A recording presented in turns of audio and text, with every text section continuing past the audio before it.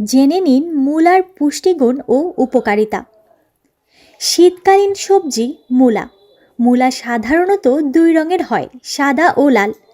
যদিও স্বাদ ও গন্ধে দুটোরই তেমন কোনো পার্থক্য নেই।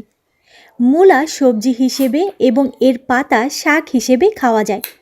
মূলা পুষ্টিগুণে ভরপুর একটি সবজি। আজ জানিয়ে দেব মূলার উপকারিতা সম্পর্কে। হজম শক্তি বাড়ায়। মূলায় থাকা আঁশ বা ফাইবার কোষ্ঠকাঠিন্য দূর করে।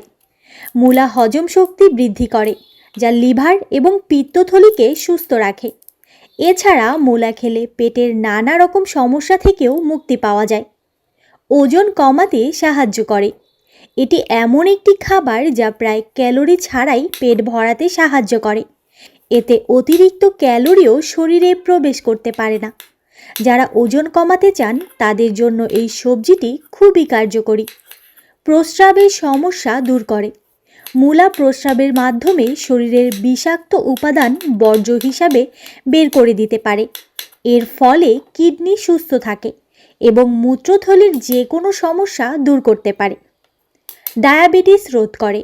মূলা খেলে রক্তে শর্করার মাত্রা বৃদ্ধি পায় না, কারণ মূলার গ্লাইসেমিক ইন্ডেক্স খুবই কম। তাই রক্তে শর্করার মাত্রা বজায় রেখে শরীরকে সুস্থ রাখতে পারে এটি। রোগ প্রতিরোধ করে। এতে প্রচুর পরিমাণ ভিটামিন সি থাকায় সাধারণ সর্দি কাশি থেকে সুরক্ষা দেয় এবং শরীরের রোগ প্রতিরোধ ক্ষমতা বাড়ায়। পুরো শীত জুড়ে মূলা পাওয়া যায়। চাইলে প্রতিদিনই পাতে রাখতে পারেন এই সবজি।